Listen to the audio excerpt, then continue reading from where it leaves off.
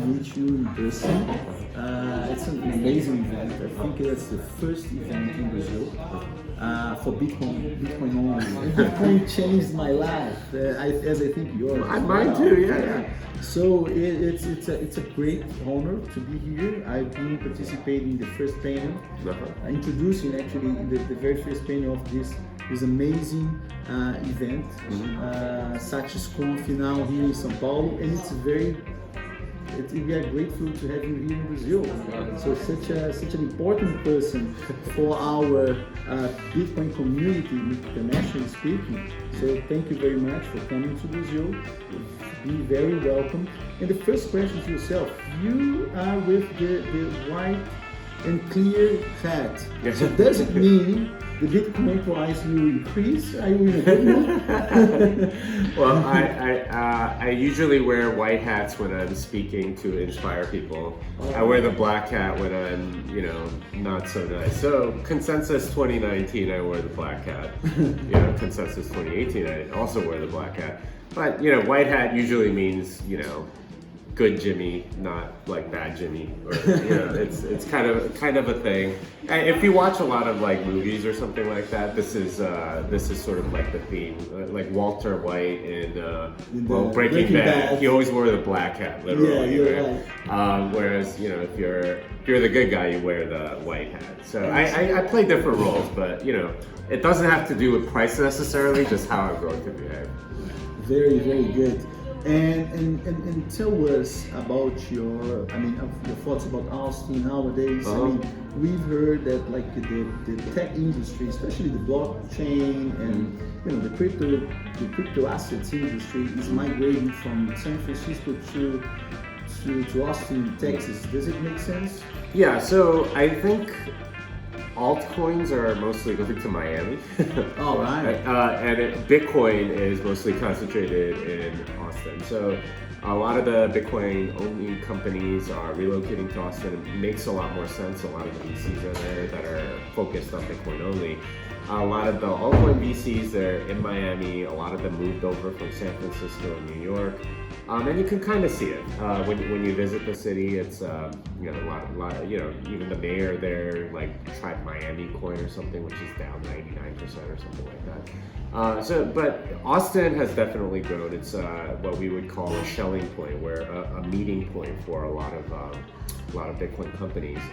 And Bitcoin Commons is sort of like the gathering place for all the different meetups, and they have multiple ones every week. There are people that work out of there. There are VCs that work out of there, and it's a very much a thriving community. Which, to be honest, I never expected. I moved to Austin like 10 years ago, before it was cool or whatever. Yeah, cool. I mean, it's starting to be this tech revolution too.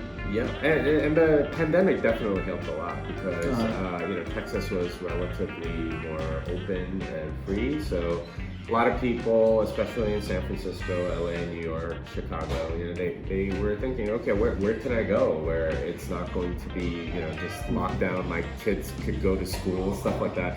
So, we got a lot of those people, and, you could tell because, during the pandemic, you'd see license plates that said New York or California. They were closing everything. Yeah, so they all just moved, straight to Austin or Miami.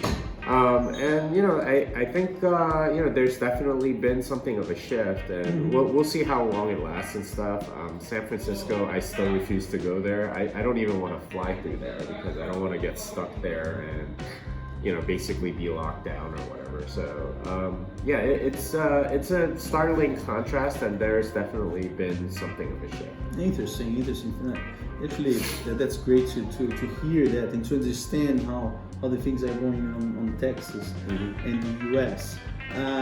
We are now, in 1 month to what we call the longest crypto winter ever, right?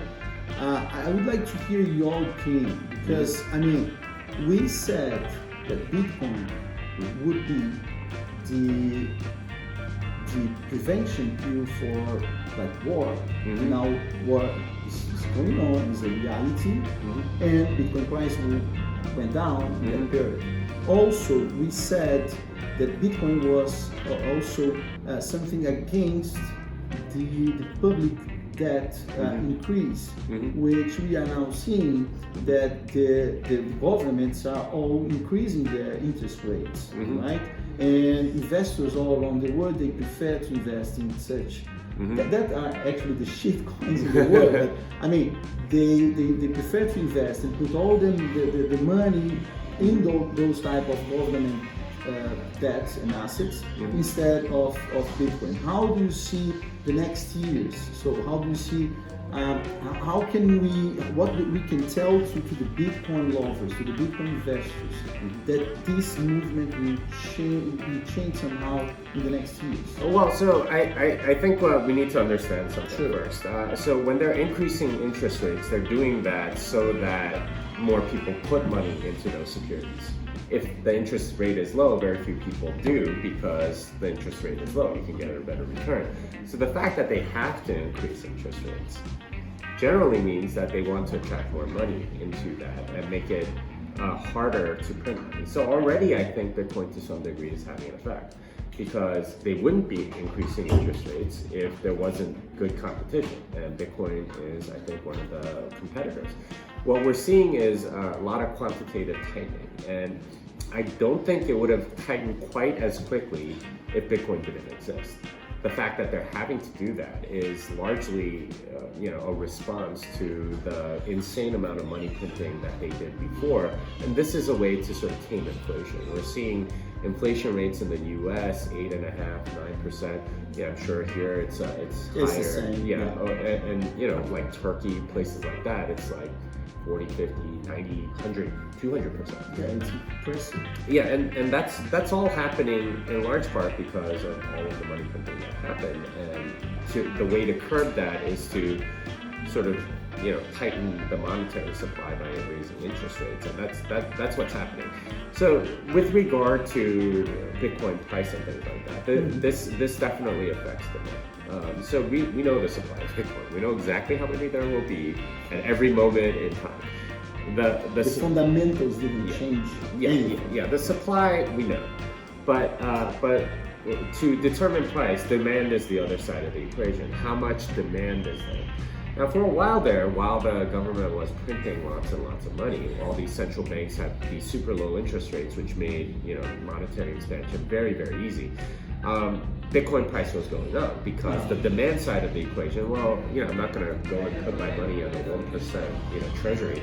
I would rather put it in Bitcoin, which is going to give me a much higher return. As they've raised the interest rates, a lot of money is going elsewhere. So you have the demand side of the equation, which is changing because of the monetary policy. And this is what I'm talking about. Like, if they kept it too low, then people go to Bitcoin and other assets. If they keep it higher, then less people are likely to get out. And that's sort of the dynamic that we have. We have the Federal Reserve, we have a lot of European central bank and other central banks sort of acting this way, where they're raising the interest rates to attract more money so that they can tighten and put some bottles on inflation. But they wouldn't have to do that if Bitcoin didn't exist. So I think it's already having an effect. But the